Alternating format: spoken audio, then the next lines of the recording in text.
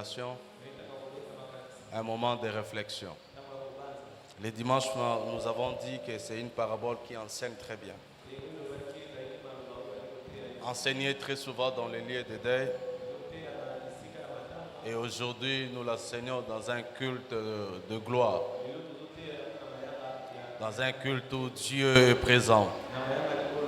Nous le prêchons pendant que les gens ne pleurent pas. Nous le prêchons pendant qu'il n'y a pas un deuil. Et c'est un bon moment pour nous, pour que nous puissions garder chaque mot, chaque parole. On n'a pas de choc. On n'a pas d'émotion. Et c'est intéressant pour nous de garder cet enseignement. Comme nous l'avons dit les dimanches, la porte de cet enseignement, c'était de nous rappeler, nous tous nous mourrons. Et c'est par ici que j'aimerais commencer. Tu mourras, je mourrai. Nous tous, nous mourrons. Peu importe ce que tu fais, peu importe ce que tu es, tu mourras. Nous mourrons. Et je peux te demander de les répéter encore, je mourrai. Il y a de ceux-là qui ne veulent même pas le dire que je mourrai parce qu'ils regardent la charge qu'il a. Il y a de ceux-là qui ne veulent pas dire que je mourrai parce que les enfants sont encore petits. Et laisse-moi te dire, quand la mort vient, elle ne réfléchit pas. La mort ne fait pas de calcul. Est-ce que les enfants sont encore petits? Est-ce que tu as fait encore de grandes choses? Est-ce que tu as encore réalisé ou pas? Si la mort arrive, elle prend comme elle veut, quand il veut. Elle ne respecte pas l'ordre de naissance. Il peut prendre l'aîné, il laisse les cadets. Il peut prendre les benjamins, il laisse l'aîné. Il peut prendre au milieu, il peut prendre papa, il peut prendre maman. Peu importe l'ordre, la mort arrive. Et j'aime dans le livre d'Ecclésiaste, la Bible est en train de dire, dans le combat de la mort, il n'y a pas de délivrance. Dans le combat de la mort, il n'y a pas de délivrance. Et Ecclésiaste nous rappelle que l'homme n'est pas le maître de son souffle pour le retenir. Même si tu veux retenir ton souffle, tu n'es pas le maître de ce souffle. Quand Dieu arrive, il décide de prendre le souffle. Quand la mort est présente, elle décide de te prendre. Il n'y a pas de délivrance dans ce combat. Et c'est important de rappeler encore ce matin. Nous sommes fragiles. L'homme est fragile. Même si tu te vois haut, fort, puissant, grand, capable, compétent, tu es fragile. Peu importe nos qualités, peu importe nos capacités, nous sommes si fragiles. L'homme est fragile. Tu mourras, je mourrai. Est-ce que cela dépend de ta réalité sociale? Loin de là. Est-ce que cela dépend peut-être de ta position sociale? Loin de là. Je suis pauvre. Le pauvre Lazare était mort. Je suis riche. Les riches dans cette parabole étaient morts. Et tout celui qui vit, il doit savoir que la Bible dit chaque chose a son temps. Il y a un temps de la naissance, il y a aussi un temps de la mort. Si un jour il y avait la naissance, un jour on parlera de la mort. Si tu sais que tu es né un jour, tu dois aussi savoir qu'un jour tu mourras. Cette différence, nous connaissons le jour de naissance, mais personne personne ne connaît les jours de la mort. Moi, je sais que je mourrai. Donc, si peut-être tu ne sais pas, je te rappelle que tu mourras, mais tu ne sais pas les jours. Ça peut être après le culte, ça peut être pendant le culte, ça peut être dans 2 jours, ça peut être l'année prochaine, ça peut être, mais nous devons tous retenir que nous mourrons. Même si tu as la peur de la mort, cela n'annule pas la mort dans ta vie. Et dans le livre d'Hébreux, la Bible est en train de nous dire, même les anciens, ils ont eu peur de la mort, juste parce qu'ils ne savaient pas où ils allaient. Beaucoup aussi ont peur de la mort, parce qu'ils ne savent pas après ma mort je serai où. Et si tu connais que là où j'irai, c'est un lieu de repos, pourquoi avoir peur de la mort? Mais si tu sais aussi que là où j'irai, dans les lieux de tourment, tu as encore la possibilité de corriger beaucoup de choses. Est-ce que tu as encore peur de la mort? Je peux vous relater une petite histoire.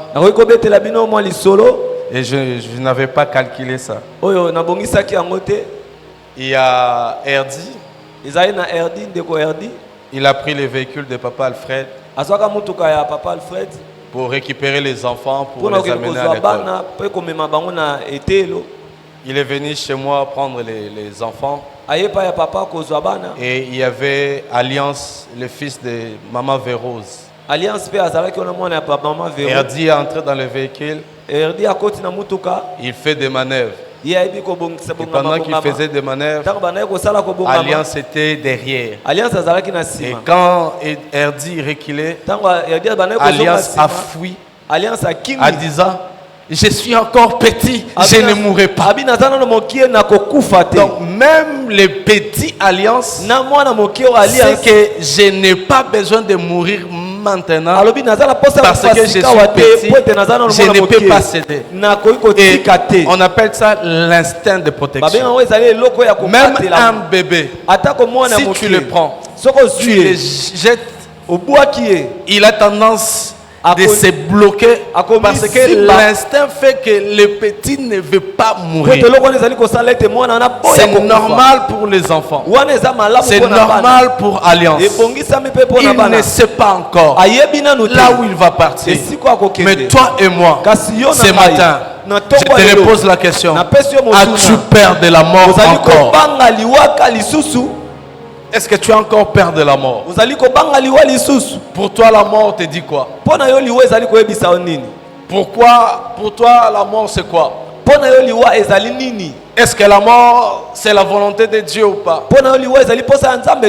Est-ce que nous ouvrons la porte de l'esprit de mort ce mois d'avril? Est-ce que nous ne prêchons pas l'esprit de la mort? Même si nous ne le disons pas haut et fort, tu mourras.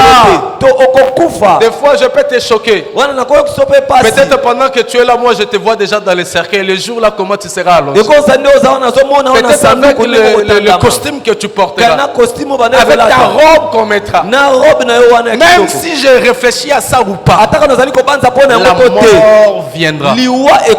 J'étais quand même choqué. Un musicien païen préparé par les médecins, on l'a dit que tu mourras. Après avoir entendu ce message, il se disait: bon, je ne mourrai pas comme des Yuma. Je réfléchissais comment je serais dans mon cercueil. Il a fait une pause pour dire: est-ce que je vais mourir comme ça? Il s'est préparé pour la mort. Mais si tu dis à un chrétien: je te vois mourir, ce qui viendra derrière sans effet au nom de Jésus. Je ne veux pas de cette mort. Nous ne cherchons pas la mort. Nous n'allons pas vers la mort. Nous ne faisons pas n'importe quoi pour mourir. Tu ne peux pas décider de mettre fin à ta vie. Mais au moins, nous devons tous les retenir qu'un jour nous mourrons.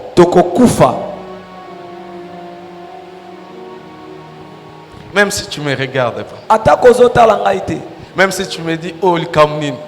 Ça c'est quoi? Ces jours-là, tu auras un corps sans vie. On va te donner les habits que tu ne choisiras pas. On va te donner les parfums que tu n'as pas choisi. Mais le plus important pour nous ce matin, c'est de te dire que la mort est belle. Et la mort est là. La mort c'est une évidence.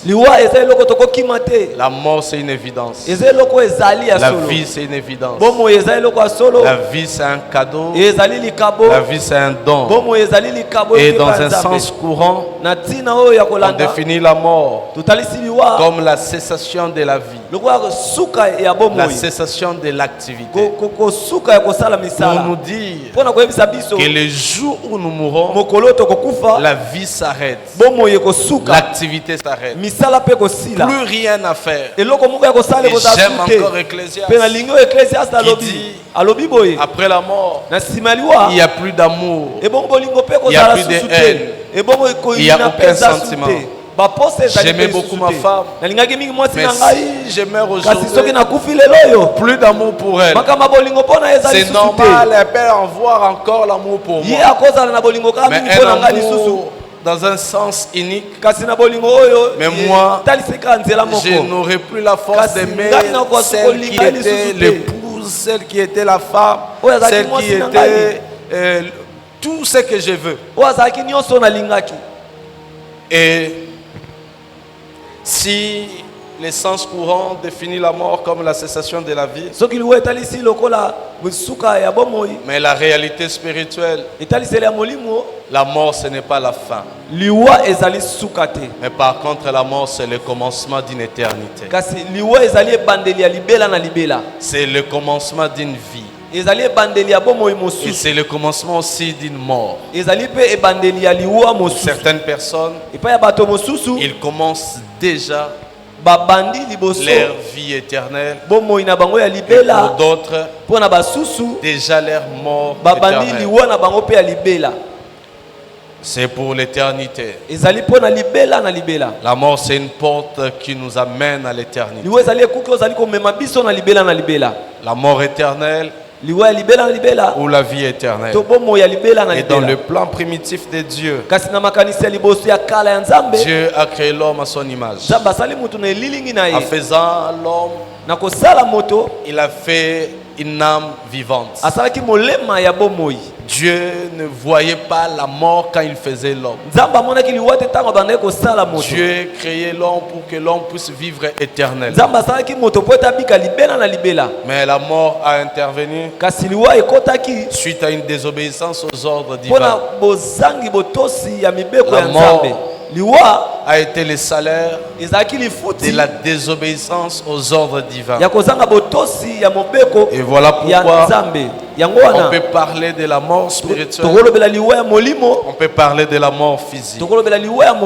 La mort physique, c'est un moyen pour nous permettre de retourner à la poussière car nous sommes poussière. Et Genèse est en train de dire, tu es poussière, tu retourneras à la poussière. La mort spirituelle, dès que l'homme a péché, il y a eu la chute. Adam vivait loin de Dieu, privé de la communion de Dieu, parce qu'il y a eu la mort spirituelle. Toutes les fois nous péchons, on est déjà mort. On s'éloigne de Dieu, on s'éloigne de la communion de Dieu. Et Jésus a parlé encore dans une parabole de l'enfant prodigue, pour nous montrer que l'enfant était dans un foyer. L'enfant était sous l'autorité de son père. Et une fois l'enfant a demandé de prendre les biens, ce n'était pas encore la mort. Quand il partait, ce n'était pas encore la mort. Mais quand il commençait à vivre dans une vie de débauche, et c'est là où commençait la mort. Il s'est éloigné du toit parental, il s'est éloigné de son père, et l'enfant était mort. Et le père même a dit, voici mon fils était mort parce qu'il vivait loin de son père, loin de son intimité. Il n'y avait plus la communion entre père et fils. Et toutes les fois que nous péchons, on est mort spirituellement. La Bible dit, le salaire du péché, c'est la mort. Le salaire du péché, c'est la mort. Le salaire du péché, c'est la mort. Tout celui qui travaille dans l'industrie du péché a un salaire. Et son salaire, c'est la mort. Tu ne peux pas travailler et que Dieu ne te paye pas. Tu ne peux pas travailler et que l'homme ne te paye pas.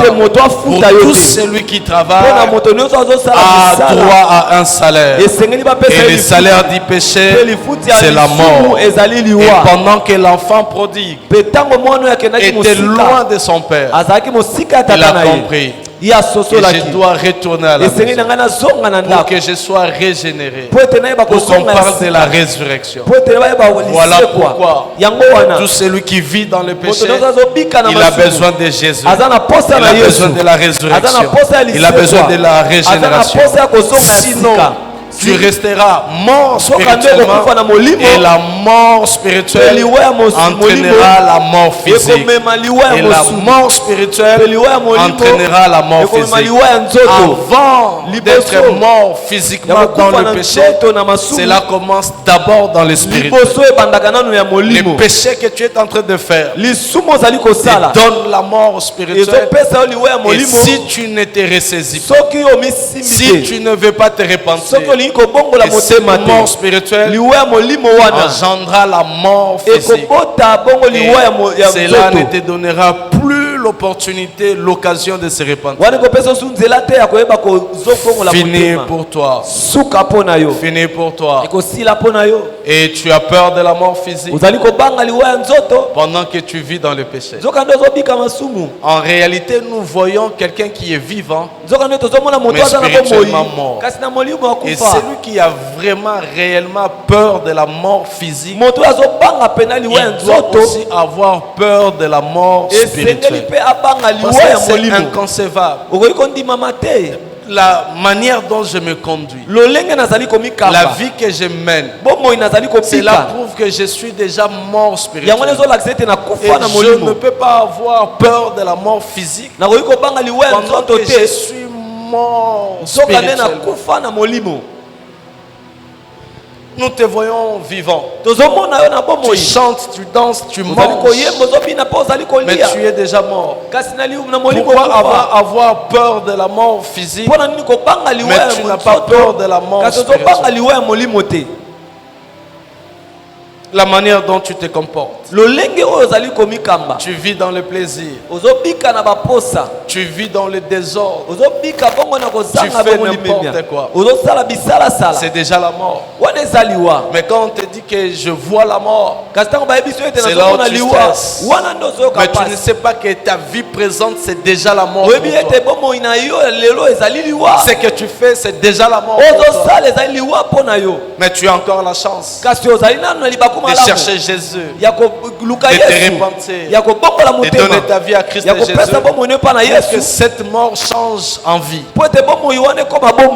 Mais si tu ne veux pas changer, la mort entraînera la mort.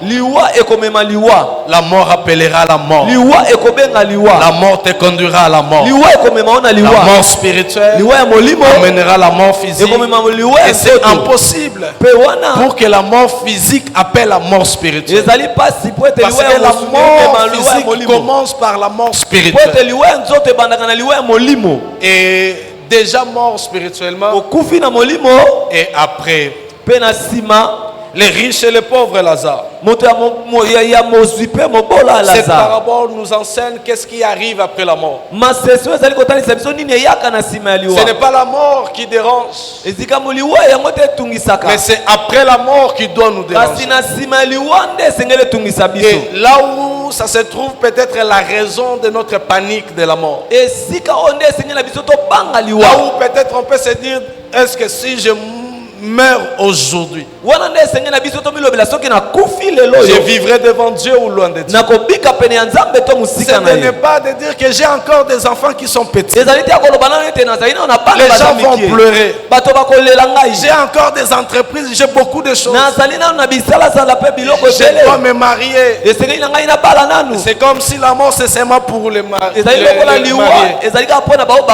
Même pour les célibataires.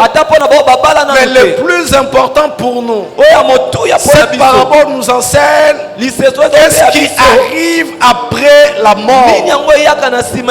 Comment devons-nous avoir déjà l'idée de ce qui va nous arriver après la mort? On est en train de faire des veillées mortuaires. Le vrai toi, tu n'es pas là. Le vrai toi, tu n'es pas là. Nous voyons la dépouille. Nous voyons ta forme physique. Mais le vrai toi, tu es déjà parti. Et c'est là où tu dois comprendre où je serai. Lazare et les riches. Après la mort physique, un était déjà mort spirituellement. L'autre était vivant spirituellement. L'un était mort physiquement. Et l'autre aussi était mort physiquement. Mais à une seule différence. Les riches étaient déjà morts spirituellement. Et après il y a eu la mort physique. Lazare vivait avec Dieu spirituellement. Vivait avec Dieu. Et il y a eu la mort spirituelle et la mort physique. Et c'est ça la réalité que la Bible veut nous enseigner. Un tableau si petit avec deux personnages seulement, mais qui enseigne toute une réalité de l'éternité après la mort. Il y a Papa Dixon qui a prêché le mardi. Il a utilisé le terme de riche comme si non-assistance en personne à danger. Un gars qui voyait son voisin en train de croupir, en train de souffrir, mais il n'avait pas un cœur sensible.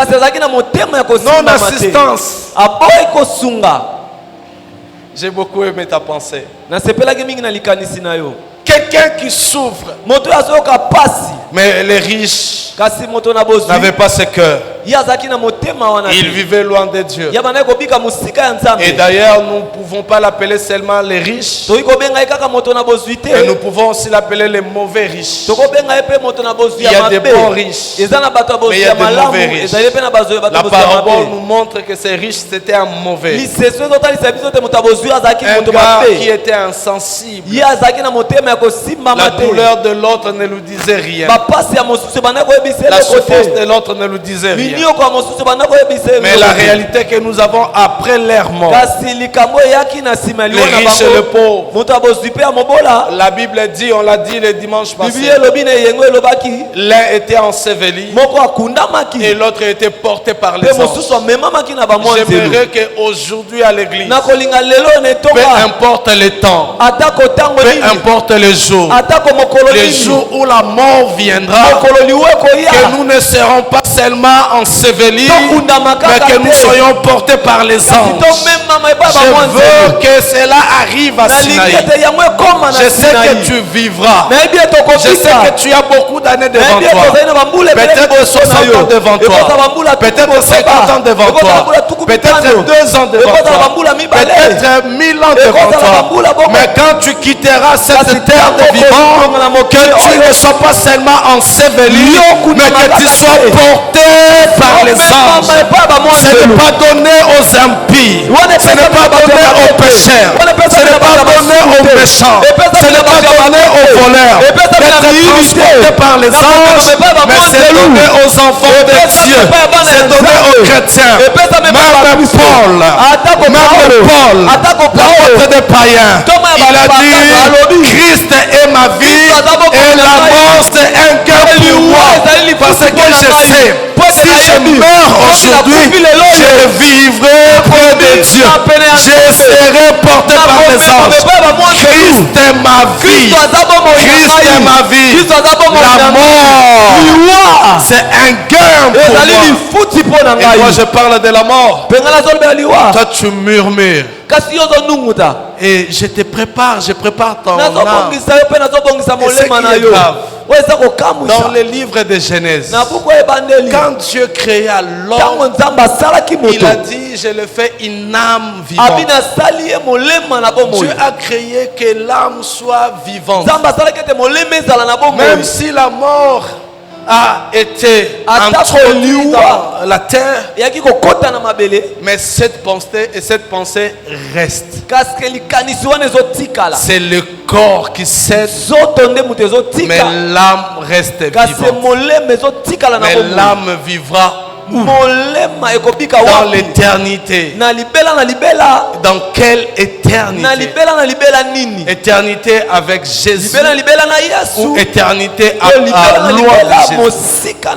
Nous allons tous vivre dans une éternité. Mais dans quelle éternité où tu vivras? Dans la mort éternelle ou dans la vie éternelle? Ma prière est celle-ci, que tous les enfants de Dieu vivent dans la vie éternelle et non dans la mort éternelle. C'est ma prière, c'est mon souhait, c'est ma volonté. Mais je suis incapable de dire que Dieu, je veux que cet homme soit dans la vie éternelle si ta conduite est mauvaise. Même si moi je le veux, même si moi j'ai pris, mais tu as une part de responsabilité. Chaque jour, vois la mort. Ça changera ta façon de faire. Quand tu vois la mort, le matériel ne te dira rien. Tu vas considérer ton frère. Tu vas l'aimer. Tu vas le soutenir. Tu vas craindre Dieu. Parce que l'amour est avec toi tous les jours. Tous les jours.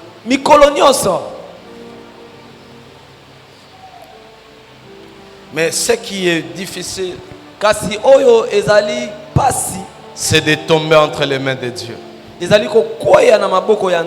en étant pécheur.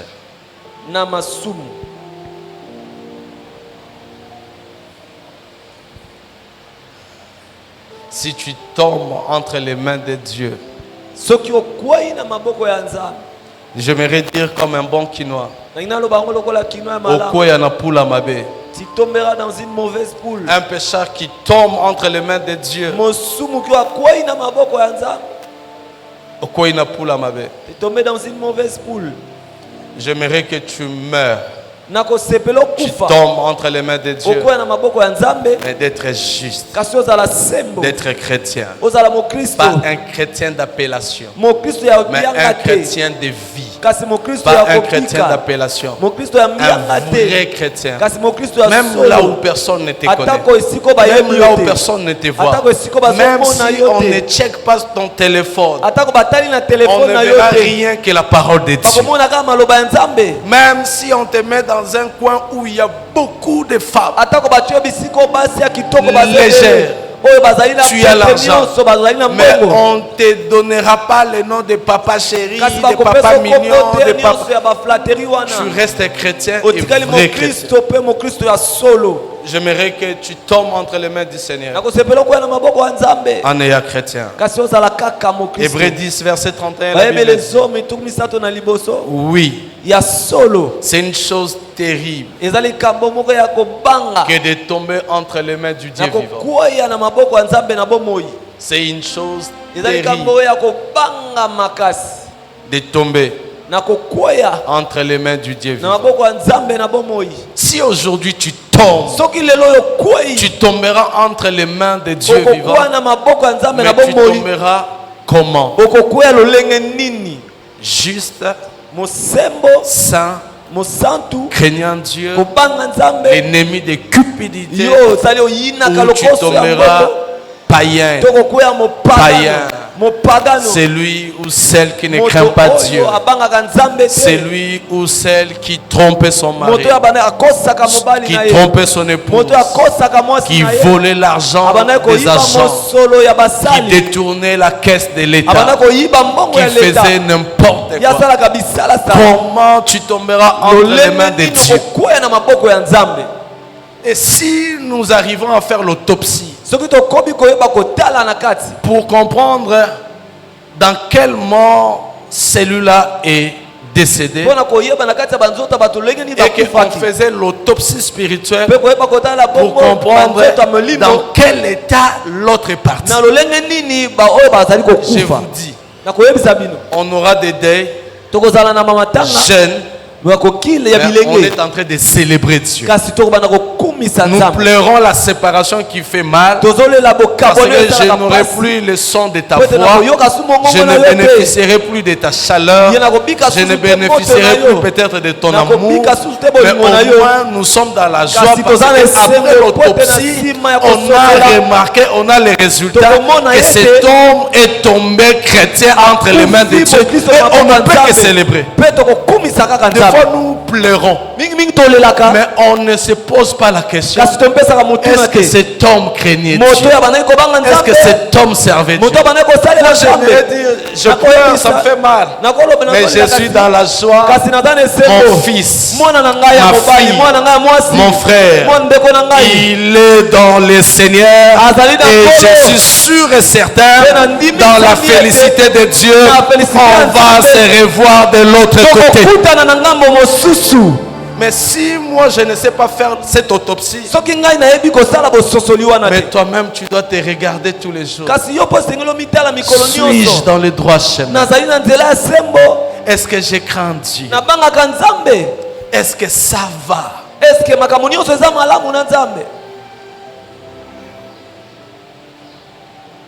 Est-ce qu'il t'arrive de réfléchir sur ta vie?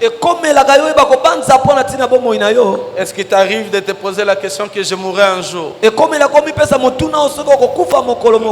plus important, ou ce qui est un peu décevant, nous faisons des calculs qu'un jour on va mourir, mais on veut juste réfléchir sur ce que nous allons léguer à nos enfants. Qu'est-ce que je vais laisser à mes enfants? J'ai combien de parcelles? Oh, je peux mourir tranquillement parce que tous mes enfants sont en Europe. Je peux mourir tranquillement parce que mes enfants travaillent. J'ai combattu le bon combat, mais pas dans la foi. J'ai travaillé. J'ai des enfants docteurs. J'ai des ingénieurs. J'ai fait des grandes personnalités de ce pays. Mais est-ce qu'il t'arrive de poser la question: si je meurs aujourd'hui, est-ce que je tomberai entre les mains de Dieu dans quel état? Celui qui meurt dans le péché est comme celui qui va dans le jugement sans y être préparé. Quand tu meurs dans le péché, tu pars dans le jugement, mais tu n'es pas prêt. On ne t'a pas préparé pour ce jugement. Qu'est-ce que tu vas dire à Dieu? Qu'est-ce que tu vas le dire? La Bible dit: je ne vais pas ce jour-là rougir devant le Seigneur. Je ne sais pas quoi dire devant le Maître. Et c'est compliqué. Le pécheur peut sembler jouir longtemps dans l'impunité. Il se dit: le salaire du péché c'est la mort. J'ai tué, il y a quoi? J'ai volé, il y a quoi? Tu te jouis parce que tu es dans l'impunité. Tu fais le péché, tu demeures dans le péché, mais tu ne vois pas encore la punition arrive. Tu te dis ça ne viendra pas. Et même la Bible dit c'est aussi un piège pour l'homme. Il fait le péché, mais ipso facto il n'y a pas de conséquences. Et il s'est dit ça ne sert à rien. Vivons, mangeons, boirons, faisons n'importe quoi. Et c'est difficile et compliqué. Mais ce qui est sûr, il y aura un sort final. Et quand il y aura un sort final, c'est là où tu vas comprendre qu'on ne se moque pas de Dieu. Quand il y aura le sort final, c'est là où tu vas comprendre que Dieu est Dieu. Et la Bible dit dans le livre de Psaume 37, verset 13, que le Seigneur se rit de méchants, car il voit son jour arriver. Pendant que tu es en train de faire n'importe quoi, tu te dis qu'il n'y a pas de punition. Je viens de sortir dans une infidélité. Il y a quoi? Je viens de voler. Il y a quoi? Et même si tu es fortement puissant dans ce pays, on ne sait pas t'arrêter. Tu as des relations avec des hommes élevés. Même si tu voles, personne ne peut t'arrêter. Parce que c'est toi qui connais les secrets du pays. Mais ce n'est pas un problème. Continue de voler. Continue de te masturber. Continue l'homosexualité. Continue de faire tout ce que tu fais. Ton mari t'a jamais surpris. Les parents ne savent pas ce que tu fais. Le président ne sait pas ce que tu fais. Tu empoisonnes la vie des gens. Tu violes les femmes.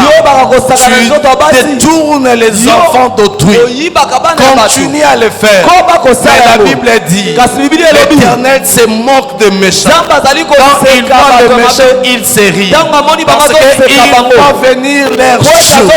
Il y aura un jour qui arrivera et tu seras devant l'Éternel avec la machette que tu utilises, avec le doigt que tu utilises pour fumer, avec la main que tu utilises pour voler, avec tout ce que tu fais, ces jours-là, permets-moi de te dire, tu ne seras pas devant l'Éternel comme quelqu'un de saint.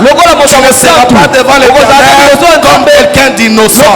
Tu ne seras pas devant l'Éternel comme quelqu'un d'ignorant. Tu seras devant l'Éternel en train de rougir parce que tu ne sais pas ce que tu diras. Homme fort, un homme méchant, riche, mais après la mort, c'est là où tu comprendras la patience de Dieu. Si peut-être il n'y a pas encore la punition, c'est une façon Dieu te dit répands-toi, je suis encore là. Répands-toi, je ne suis pas encore là. Répands-toi, Jésus n'est pas encore revenu. Mais ce n'est pas pour toi l'occasion de rester dans le péché, dans le péché, dans le péché, dans le péché. Si tu as volé hier, on t'a pas attrapé. Demain ne continue pas. Par contre, Dieu te donne l'opportunité de te repentir. Si tu étais hier homosexuel, on ne t'a pas attrapé. Demain, ne continue pas. Ne continue pas. Dieu est patient. Moi-même, je me dis, même toi aussi, tu peux faire cet exercice. Si Jésus arrivait en 2002, si Jésus arrivait à 1980, si Jésus arrivait à 2005, en ces temps-là, tu allais être où? Mais peut-être en 2018, 2023, 2022, tu as mis ta vie en ordre. Et maintenant, si Jésus peut venir, tu es sûr que tu partiras. Mais si c'était plus tôt que ça, tu allais être où? Et beaucoup de gens vivent sans pourtant tenir compte de leurs âmes. il faut avoir pitié de ton âme. Le corps n'était pas un corps vivant, mais l'homme était une âme vivante. C'est l'âme de l'homme qui passera à l'éternité.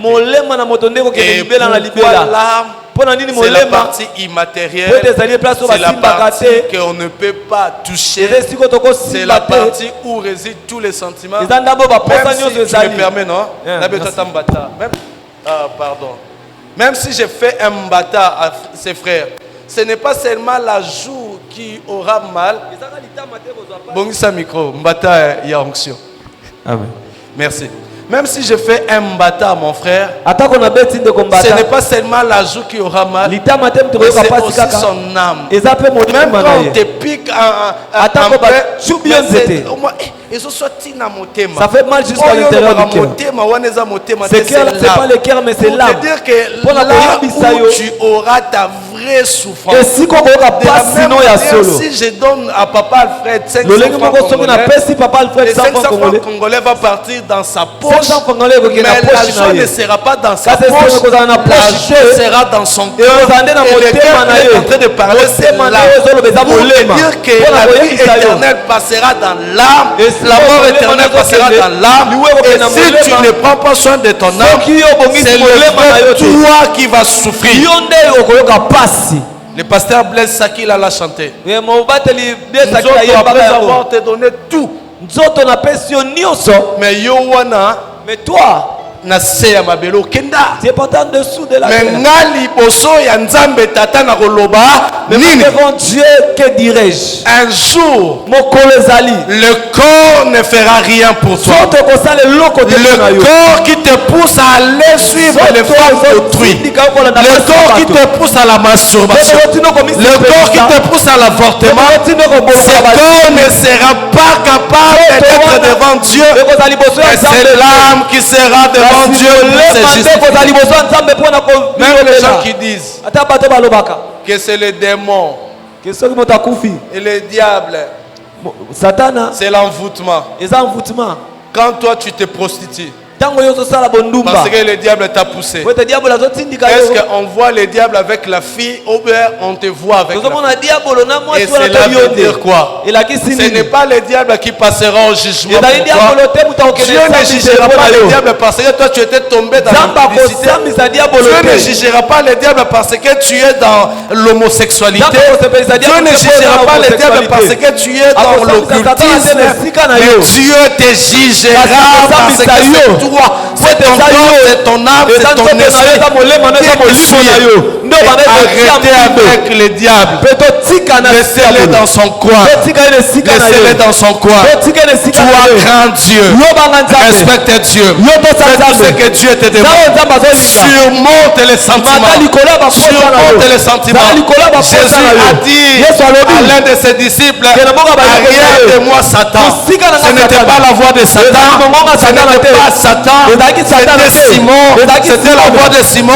Mais Jésus avait compris. Et la personne qui est en train de dire derrière, ce n'est pas lui, c'est le diable. Le sentiment que tu as, ce n'est pas toi, c'est le diable. Et disons, arrière de Satan. Refusons ce sentiment. Refusons l'appel de l'ennemi. J'ai dormi avec ma femme 2 heures ou 3 heures. Quelqu'un m'appelle en train de paniquer. Papa. Oui, il y a quoi?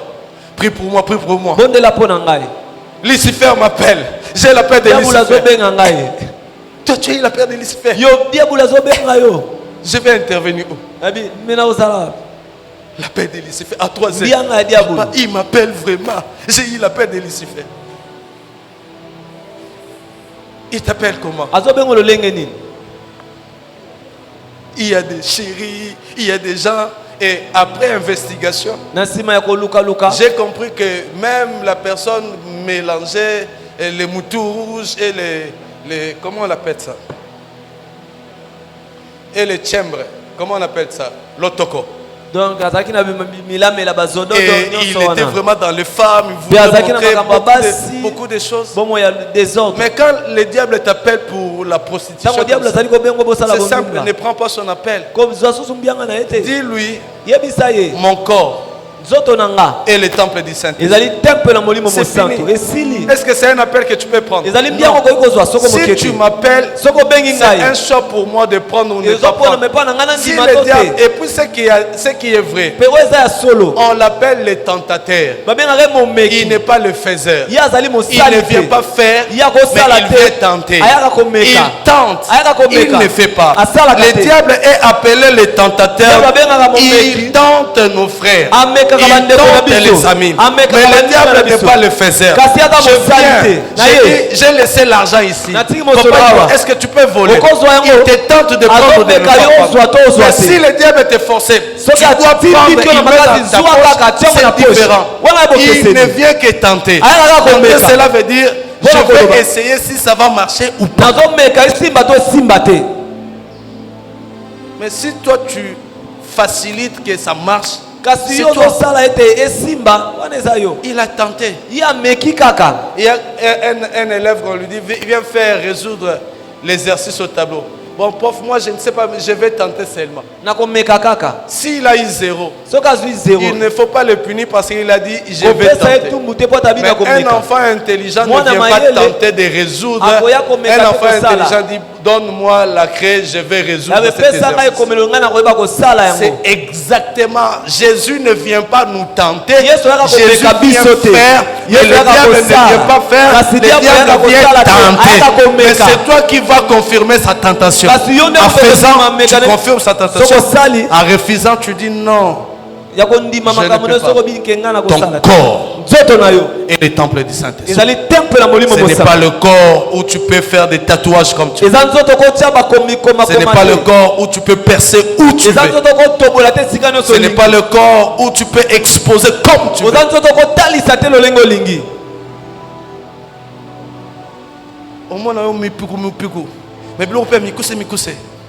Tu exposes ton corps. Tu fais n'importe quoi. Papa, tu sais, c'est qui pour la mipiku.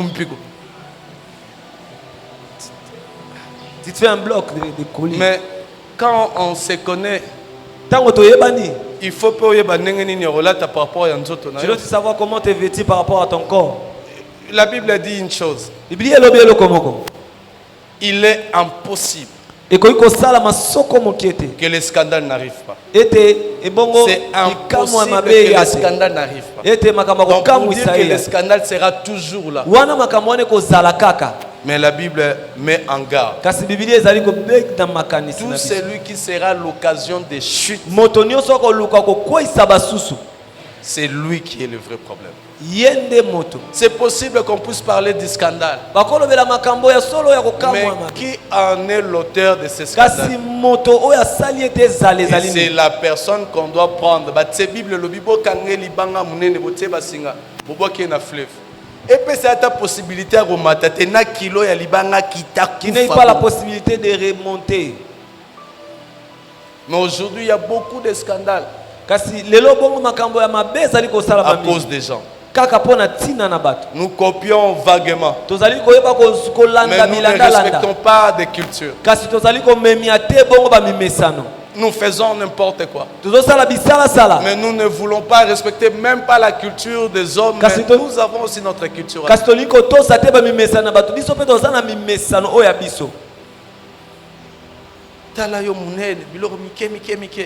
Et maintenant on l'a même sur le tsebo et comment on moulaïte. Et ça a moins impression pour ça.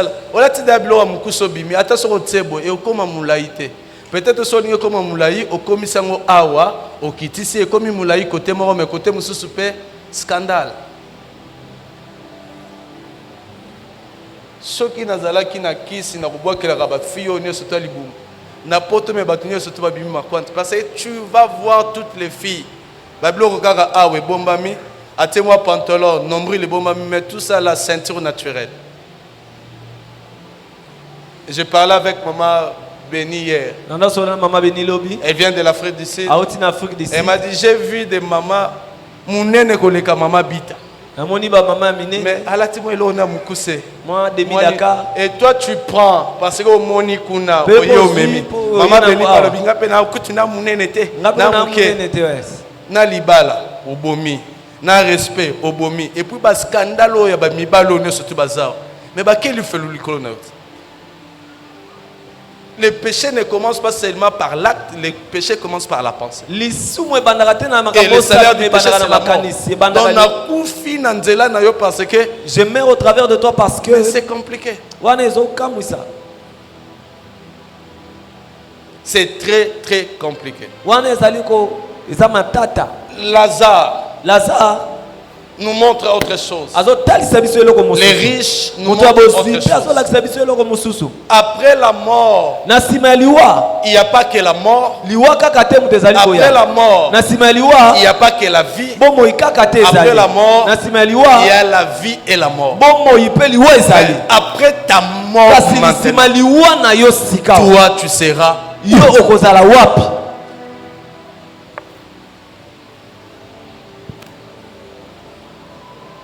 Toi tu seras.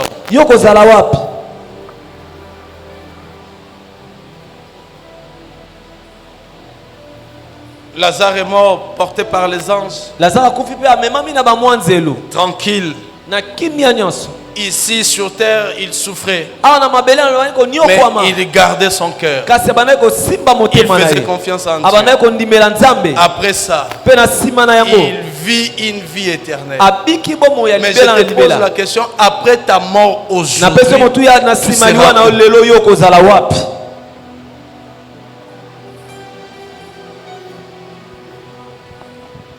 N'a pas avortement.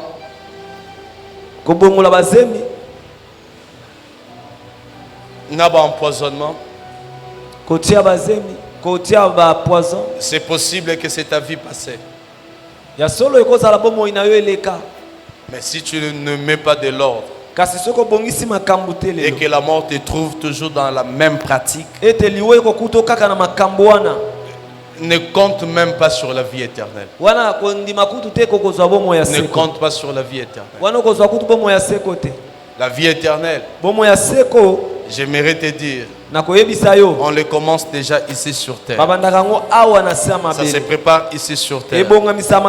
Dès qu'on est déjà vivant, nous sommes déjà dans une éternité. Mais dans quelle éternité tu es? Si la vie s'arrête aujourd'hui pour tout le monde,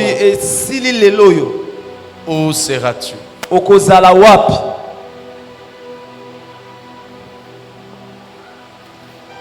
Il y a même des parents. Lui-même vit dans le péché. Il a des bébés, des petits-enfants. Malheureusement. Et les parents et ses enfants iront en affaire. Quand tu as des bébés, tu as des enfants, ils seront sauvés par ta foi. Et si toi-même tu es déjà écarté pour la vie éternelle, que dirons-nous de tes enfants? La mort est là. La mort, elle est certaine. Mais le plus important, c'est après la mort. Après la mort, on peut pleurer. Mais est-ce qu'on peut se réjouir aussi? Une âme vivante. Mais est-ce que tu vivras dans la souffrance? Regarde ce qui est aberrant.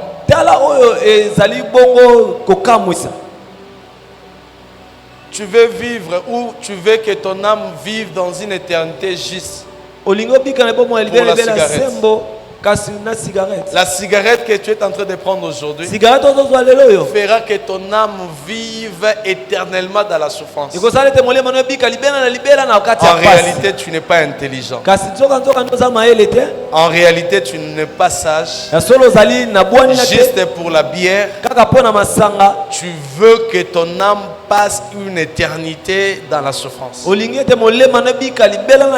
pas intelligent. Tu es un vrai menteur. Juste pour les mensonges, tu veux passer une éternité dans la souffrance parce que tu es menteur. Juste pour la sorcellerie, la gloire qu'on te donne la nuit, de voler, de diriger, d'être président la nuit, avec des grands véhicules, mais piétons le jour, piétons dans le vrai monde, mais tu veux passer une éternité dans la souffrance juste parce que là-bas tu es général, parce que là-bas tu es bien positionné. C'est manquer de l'intelligence. Tu veux passer une éternité dans la souffrance à cause de l'avortement répété, à cause de l'impudicité, à cause des parents d'autrui, des enfants. En faisant cette pratique, tu décides de passer ton éternité juste pour ça. Et tu veux passer ton éternité dans l'homosexualité. Ça peut être un plaisir pour toi. Ça peut être une pratique occulte pour toi. Peu importe la raison. Mais tu passeras ton éternité dans la souffrance juste pour ça. Un vrai voleur. Tu voles anytime. Tu voles à tout moment. Et tu veux passer ton éternité juste parce que tu es voleur. Et cette éternité, c'est vraiment une éternité. Aujourd'hui, j'ai la foi que je suis piéton. Mais demain, Dieu va me visiter. J'aurai la voiture. J'aurai la bénédiction. Je serai grand. Je serai riche. Mais dans cette éternité, dans cette souffrance, il n'y a pas d'espérance où les choses vont changer. Ça ne changera pas dans cette souffrance. Tu entres dans une souffrance éternelle. Mais ce qui est bizarre, il y aura des variations de souffrance. La souffrance d'aujourd'hui ne sera pas comparée à la souffrance de demain. Et je ne sais pas comment Dieu va gérer, mais je sais qu'on ne peut pas s'habituer même à la souffrance parce qu'il y aura des variations de la souffrance. Si nous ne voulons pas passer l'éternité comme les riches, on doit passer l'éternité comme le pauvre Lazare. Un homme qui était confiant en Dieu. Un homme qui craignait Dieu. Et pour tout chrétien, pour tout celui qui craint Dieu, on ne parlera jamais de la mort spirituelle. Quand tu marches avec le Seigneur, pas de mort spirituelle. Et Lazare a reçu une vie éternelle. Et il n'y a pas de seconde mort pour lui. Et Jésus-Christ a dit dans le livre de Jean 5, verset 24, je suis la résurrection et la vie. Celui qui croit en moi vivra. Quand même il serait mort. Et quiconque vit, croit en moi, ne mourra jamais. Mais bien qu'on te déclare mort, mais Jésus dit tu ne mourras jamais. Parce qu'on parle de la mort physique, oui, mais on ne parlera pas de la mort spirituelle. On ne parlera pas de la seconde mort. Tu vivras avec Jésus parce que tu crois en Jésus. Et c'est important. J'aimerais te dire ce matin, ne cède pas à la tentation. Oui, c'est une souffrance de voir une jolie fille passer et de ne pas la suivre. C'est déjà une souffrance. C'est une souffrance de voir les gens en train de boire, les gens en train de danser, de prendre 2, 3, 4, 5 femmes, taper les gens, récupérer leurs ressources, faire la loi dans un quartier. Mais toi, tu ne le fais pas pendant que peut-être tu as envie de le faire. Mais la Bible, Dieu ne veut pas que tu le fasses. C'est une souffrance. Ce n'est pas facile. Tu vois vraiment une fille très belle.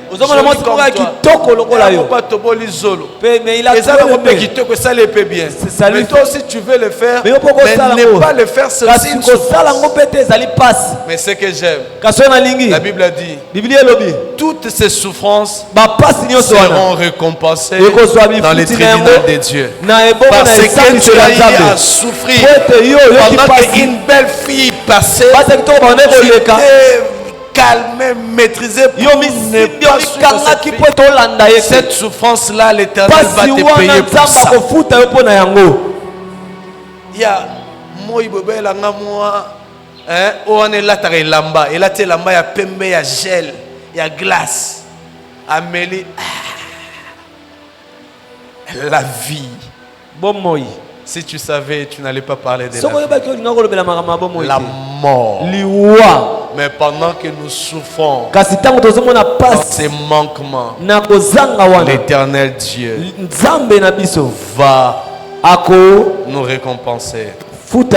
Si tu meurs aujourd'hui, est-ce que tu seras porté par les anges ou tu seras enterré? Tu passeras la vie dans la souffrance ou dans la consolation. Le Père Abraham a dit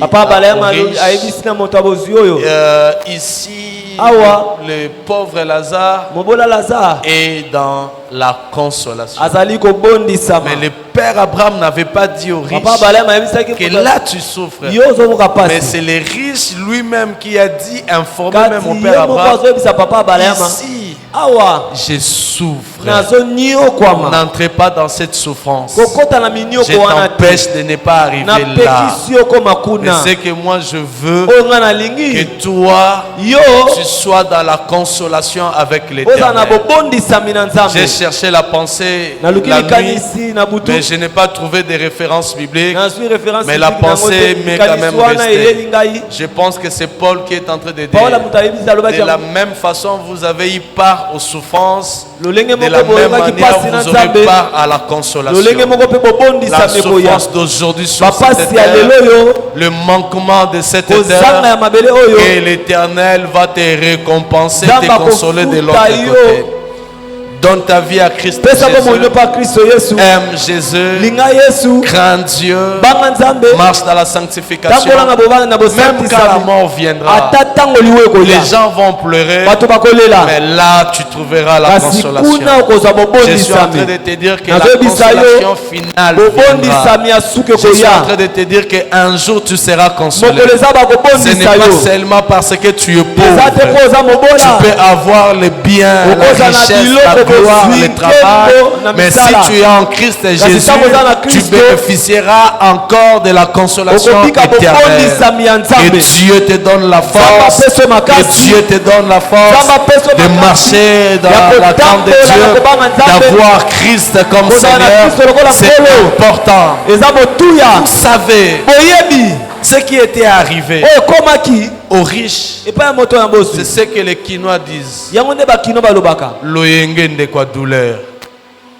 Loyenge de quoi douleur. Azalaki na loyenge vi na mobimba. Sa vie était désordonnée. Il a passé toute une éternité dans la douleur. Tu peux manger, mais si tu crains Dieu, tu ne seras pas dans la souffrance. Tu peux souffrir. Si tu ne crains pas Dieu, tu seras encore dans la souffrance. Le bien avec les pauvres, il était pauvre ici, il a souffert ici, mais de l'autre côté, il était sauvé. Mais prenons les tableaux. Et les pauvres aussi ne craignez pas Dieu. Voler, monter. Qu'est-ce qui est arrivé? Ici pauvre, ici dans la souffrance, mais là-bas aussi dans l'éternité de la souffrance. Jamais je vais continuer avec la souffrance de cette terre. Nanazanga Yesu. Jamais. Jamais. Naba milunge oezawa. Avec ses chaleurs. Nanazanga Yesu. Je manque Jésus. Jamais. Jamais. Naba mabulu ya pompage oezawa. Avec tout ce trou à pompage que je manque Jésus. Jamais. Je préfère marcher dans les rues des États-Unis, mais aussi bénéficier de l'éternité avec Jésus. Je préfère rester longtemps dans le maboulou de pompage, mais vivre mon éternité avec Jésus. Mais je ne souhaite pas que tu souffres ici et de souffrir là-bas. Je ne souhaite pas que tu manges ici, que tu règnes ici et souffrir là-bas. Le message c'est que passe ton éternité avec Jésus dans la félicité, dans la gloire, et que Dieu te bénisse.